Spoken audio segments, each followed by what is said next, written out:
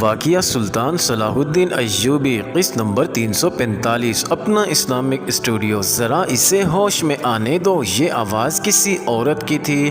مجھے شک ہے یہ بے ہوشی میں بڑبڑا رہا تھا کہ قاہرہ کتنی دور ہے۔ سلطان صلاح الدین ایوبی، ہوشیار ہو کر قاہرہ سے نکلنا، بڑی قیمتی خبر لایا ہوں، شک رفع کر لینا چاہیے۔ اسحاق ترک اسے بھی وہمہ یا خواب سمجھنے لگا۔ اسے معلوم نہیں تھا کہ یہ آوازیں انہی دو آدمیوں اور عورت کی ہیں جنہیں اس نے صحرا میں اپنے سامنے کھڑے دیکھا تھا۔ انہیں اس نے وہمہ سمجھا تھا، لیکن یہ انسان حقیقی تھے، وہمہ نہیں تھے۔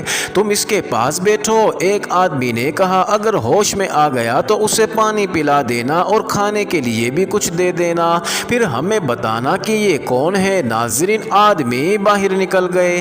اسحاق نے آہستہ آہستہ آنکھیں کھولی۔ اس کے کانوں میں گھوڑے کے ہنہنانے کی آواز پڑی۔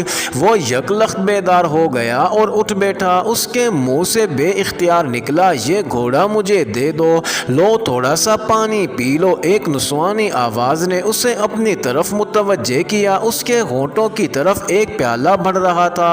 عورت نے کہا، تھوڑا پینا، ایک ہی بار سارا نہ پی لینا، مر جاؤ گے۔ اسے پانی کی ہی ضرورت تھی۔ اس نے دیکھنے سے پہلے کہ پانی پلانے والی کون ہے، پیالہ اپنے ہاتھ میں لیا اور ہونٹوں سے لگا کر 2-3 گھونٹ پیا۔ پیالہ ہونٹوں سے الگ کر کے بولا، میں جانتا ہوں کہ اس حالت میں زیادہ پانی نہیں پینا چاہیے۔ اس نے عورت کو دیکھا، وہ جوان لڑکی تھی۔ اس کا لباس اسی علاقے کا صحرائی خانہ بدوشوں کی طرح تھا، لیکن اس کے نقش و نگار اور رنگ و روپ سے دھوکہ ہوتا تھا کہ وہ خانہ بدوش نہیں۔ اس کے سر پر لپٹے ہوئے رومال میں سے جو بال نظر آ رہے تھے وہ بھی خانہ بدوش لڑکیوں جیسے نہیں تھے، لیکن اس علاقے میں کوئی امیر کبیر لڑکی تو نہیں آ سکتی تھی، خانہ بدوش ہی ہو سکتی تھی۔ تم کسی قافلے کے ساتھ ہو؟ اسحاق نے لڑکی سے پوچھا۔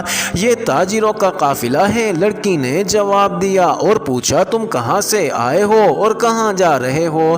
ناظرین، اسحاق ترک نے جواب دینے کی بجائے پانی کا پیالہ منہ سے لگا لیا۔ پانی کی نمی نے اس میں سوچنے کی قوت کچھ بحال کر دی تھی۔ اسے یاد آ گیا کہ وہ سلطان ایوبی کا جاسوس ہے اور اسے اپنا آپ کسی پر ظاہر نہیں کرنا چاہیے۔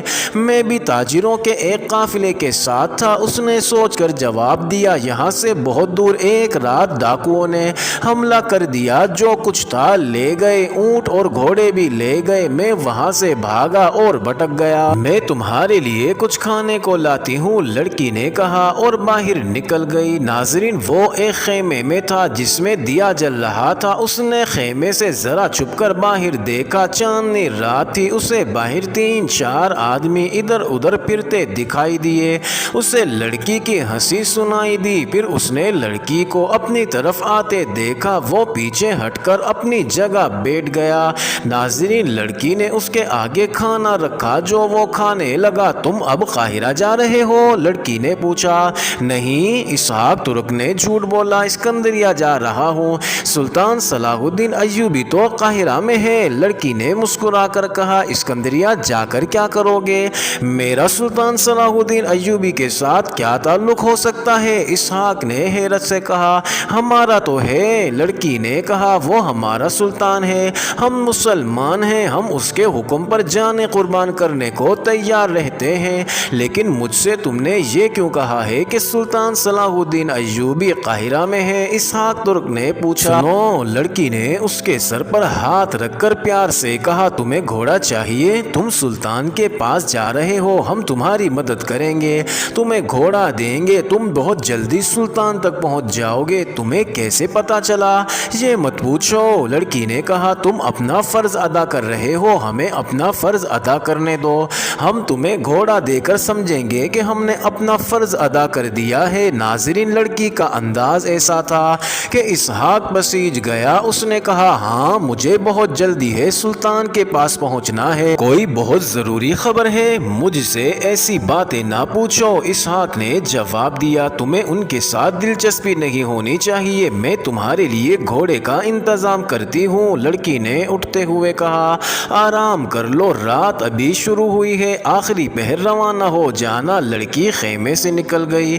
ناظرین، اسحاق ترک کی جسمانی حالت ایسی تھی کہ وہ فوراً سو گیا۔ کون کہتا تھا اسے وہیں پڑے رہنے دیتے؟ لڑکی نے خیمے سے باہر جا کر اپنے آدمیوں سے کہا، مجھے استاد مانتے ہو؟ یہ ایوبی کا جاسوس ہے، کہتا ہے مجھے ایک گھوڑا دے دو، سلطان کے پاس جلدی پہنچنا ہے۔ وہ جب بے ہوشی میں بڑبڑا رہا تھا تو میں نے کان لگا کر سنا تھا، وہ سلطان ایوبی کا نام لے رہا تھا اور کہہ رہا تھا کہ بڑی قیمتی خبر لایا ہوں۔ لڑکی نے اسحاق ترک کے ساتھ جو باتیں کی اور جو اس سے کہلوائی تھی وہ سب کو سنا دی۔ یہ تاجروں کا قافلہ نہیں تھا ناظرین، یہ سب صلیبی جاسوس اور تخریب کار تھے جو مصر میں کچھ عرصہ اپنی زمین دوز کارروائیاں کر کے واپس اپنے یا کسی اور مسلمان علاقے کو جا رہے تھے۔ ان کے ساتھ ان کے محافظ بھی تھے۔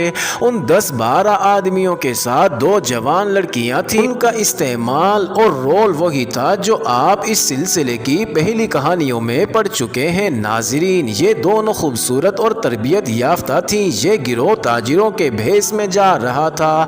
ان کے پاس اونٹ بھی تھے اور گھوڑے بھی۔ سفر کے دوران یہاں پانی اور سایہ دیکھ کر رک گئے تھے۔ ناظرین، شام سے کچھ دیر پہلے انہوں نے دور سے اسحاق ترک کو آتے دیکھا۔ 2 صلیبی اور ایک لڑکی اس کی طرف چل پڑے۔ ان کا ارادہ یہ تھا کہ اس آدمی کو اپنے کیمپ سے دور رکھیں۔ وہ دیکھ رہے تھے کہ یہ آدمی بہت بری حالت میں چلا آ رہا ہے اور یہ زیادہ دیر چل نہیں سکے گا۔ اسحاق ترک نے انہیں دیکھا تو اسے سراب اور وہمہ سمجھا، پھر وہ گر پڑا اور بے ہوش ہو گیا۔ ناظرین، یہ دونوں صلیبی اور لڑکی اس تک پہنچے۔ سب سے پہلے لڑکی نے کہا تھا کہ یہ کوئی عام قسم کا مسافر نہیں۔ دونوں آدمیوں نے رائے دی کہ یہ کوئی اناڑی مسافر ہے، ورنہ اس حال کو نہ پہنچتا۔ تاہم اسحاق کی شکل و صورت اور جسم سے شک ہوتا تھا کہ یہ کوئی معمولی آدمی نہیں۔ کچھ ازراہ مذاق اور کچھ شک کی بنا پر وہ اسے اپنے کیمپ میں اٹھا لے گئے اور ایک خیمے میں لٹا دیا۔ ناظرین، اس کے منہ میں پانی اور شہد ٹپکاتے رہے۔ اس دوران اسحاق ترک بڑبڑاتا رہا۔ اس پر غشی طاری تھی۔ غشی اور نیند میں ذہن کا لاشعور بیدار ہوتا ہے۔ ناظرین، جاسوس کو یہ خاص طور پر بتایا جاتا تھا کہ وہ دشمن کے علاقے میں بے ہوش ہونے سے بچے۔ ناظرین، بے ہوشی میں انسان کی زبان سے بعض اوقات سینے کے راز نکل آتے ہیں۔ اسحاق کو صحرا نے بے بس اور بے ہوش کر دیا تھا، ورنہ اس میں حیران کن قوت برداشت اور قوت مدافعت تھی۔ اگر بے ہوشی میں اس کی زبان بند رہتی تو اس کا اصل روپ بے نقاب نہ ہوتا۔ اسحاق ہوش میں آیا تو اس قدر ذہین اور چالاک ہوتے ہوئے بھی ایک لڑکی کے جال میں آ گیا۔ یہ لڑکی کی استادی تھی، وہ بھی تربیت یافتہ تھی اور وہ حسین تھی۔ اس کی زبان پر یقین کرتے ہوئے وہ اسے مسلمان سمجھ بیٹھا۔ ناظرین، لڑکی نے باہر جا کر اپنے ساتھیوں کو بتایا کہ اس کا شک صحیح نکلا ہے اور یہ خوبرو شخص سلطان ایوبی کا جاسوس ہے، موٹا شکار ہے۔ اس گروہ کے سربراہ نے کہا، اب اس سے یہ معلوم کرنا ہے کہ وہ کیا راز اپنے ساتھ لے جا رہا ہے اور یہ راز کہاں سے لایا ہے۔ اگر اس نے یہ بتا دیا کہ وہ راز کہاں سے لایا ہے تو اس سے یہ بھی پوچھیں گے کہ وہاں اس کے ساتھی کون کون ہیں۔ ایک آدمی نے کہا، لیکن اس پر یہ ظاہر نہ ہونے پائے کہ ہم کون ہیں۔ سربراہ نے کہا، میں صلاح الدین ایوبی کے جاسوسوں کو اچھی طرح جانتا ہوں، موت قبول کر لیتے ہیں لیکن کوئی راز نہیں دیتے۔ خاصی استادی سے بات کرنی ہوگی، میں ان مسلمانوں کو زیادہ اچھی طرح جانتی ہوں۔ لڑکی نے معنی خیز مسکراہٹ سے کہا، راز تو راز، یہ اپنے خنجر سے اپنا دل نکال کر میرے قدموں میں رکھ دے گا۔ تم ان مسلمانوں کو جانتی ہو جن پر حکمرانی اور دولت کا نشہ سوار ہوتا ہے؟ ایک اور صلیبی نے کہا، تمہارا پالا کبھی کسی غریب مسلمان اور سپاہی سے نہیں پڑا۔ وہ مسلمان دولت اور رتبے کے شیدائی ہوتے ہیں جنہیں تم گمراہ کر لیتی ہو۔ جن مسلمانوں کے پاس دولت کے بجائے ایمان ہے، کبھی ان کے قریب جا کر دیکھنا۔ معزز ناظرین، ان کے پاس ایک اور صلیبی لڑکی بیٹھی تھی جس نے ابھی تک کچھ بھی نہیں کہا تھا۔ سربراہ نے اس کی طرف دیکھا اور قدرے طنزیہ لہجے میں اسے کہا، کیا تم اس مسلمان کے سینے سے راز نکال سکتی ہو باربرا؟ لڑکی نے اسے خالی خالی نگاہوں سے دیکھا۔ سربراہ نے کہا، تم نے قاہرہ میں بھی ہمیں بہت خراب کیا تھا، میرنیا کی استادی دیکھو اور اس سے کچھ سیکھو، میں تمہیں کوئی اور موقع نہیں دوں گا، ذرا میرنیا کی عقل پر غور کرو۔ ہم سب اس آدمی کو بھٹکا ہوا مسافر اور بیکار آدمی سمجھتے تھے، لیکن اس نے اسے پہچان لیا کہ یہ موٹا شکار ہو سکتا ہے۔ میں تمہیں اسی لیے مصر سے نکال کر لے جا رہا ہوں کہ تم صلیب کو فائدہ پہنچانے کی بجائے نقصان پہنچاتی ہو، تمہارا انجام بہت برا ہوگا۔ ایک اور صلیبی نے کہا، تمہیں اس پیشے سے محروم کر دیا جائے گا جس میں تمہیں شہزادیوں کی طرح رکھا جاتا ہے، اس سے نکال دیا گیا تو کسی کی داشتہ بن کر رہنے یا عصمت فروشی کے سوا تمہارا کوئی ٹھکانہ نہیں ہوگا۔ اوہ، دوسری لڑکی جس کا نام میرنیا تھا نفرت سے بولی، یہ تو ہے ہی اسی قابل۔ باربرا نے میرنیا کی طرف قہر بری نظروں سے دیکھا، اس کے چہرے کا رنگ غصے سے لال ہو گیا، لیکن خاموش رہی۔ وہ بھی میرنیا کی طرح خوبصورت تھی، لیکن جب مصر گئی تھی اس کی استادی ماند پڑ گئی تھی۔ اس کی وجہ یہ تھی کہ ان کا سربراہ بھی مصر میں تھا اور زمین دوز کارروائیاں کر رہا تھا۔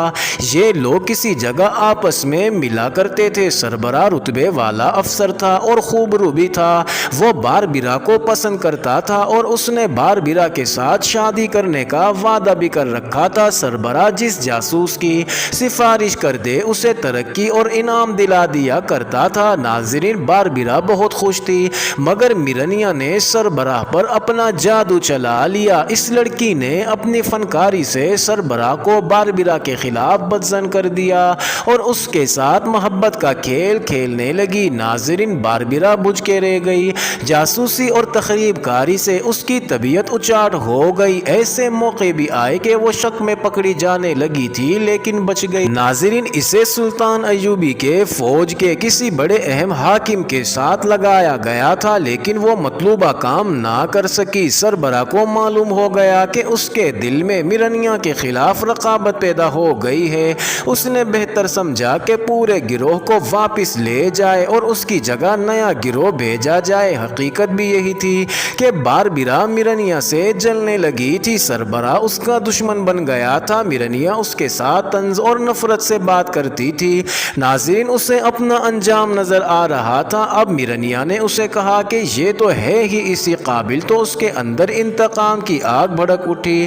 اس آدمی کے سینے سے صرف میں راز نکال سکتی ہوں، میرنیا نے کہا، یہ باربرا کے بس کا روگ نہیں۔ ناظرین، باربرا غصے سے اٹھی اور اپنے خیمے میں چلی گئی۔ یہ آدمی رات کو کہیں بھاگ کے نہیں جا سکتا، سربراہ نے کہا، ابھی اس کے پاس بھاگنے کی کوئی وجہ بھی نہیں، پھر بھی احتیاط لازمی ہے، اسے بے ہوش کر دینا چاہیے۔ ناظرین، تھوڑی دیر بعد میرنیا اس خیمے میں داخل ہوئی جس میں اسحاق ترک سویا ہوا تھا، دیا جل رہا تھا۔ میرنیا کے ہاتھ میں ایک رومال تھا جو بے ہوش کرنے والی دوائی میں بھیگا ہوا تھا۔ وہ دبے پاؤں اسحاق کے پاس گئی اور بیٹھ گئی۔ اس نے رومال اسحاق کی ناک پر رکھ دیا، کچھ دیر بعد رومال ہٹایا اور باہر نکل گئی۔ ناظرین، اپنے ساتھیوں کے پاس جا کر کہنے لگی، کل سورج نکلنے کے بعد ذرا ہوش میں آئے گا، اطمینان سے سو جاؤ۔ سربراہ نے کہا، کل ہم صلاح الدین ایوبی کے اس جاسوس کو اس کی خواہش کے مطابق گھوڑا ضرور دیں گے، لیکن وہ اس گھوڑے پر قاہرہ نہیں بیروت جائے گا، یہ ہمارا ہم سفر ہوگا۔ سلطان ایوبی کے ایک جاسوس کو پکڑ لینا ان کے لیے بہت بڑی کامیابی تھی۔ وہ شراب پینے اور خوشیاں منانے لگے۔ معزز ناظرین، یہ انٹرسٹنگ ویڈیو جاری ہے، اگلی ویڈیو قسط نمبر 346 میں دیکھنا مت بھولیے گا۔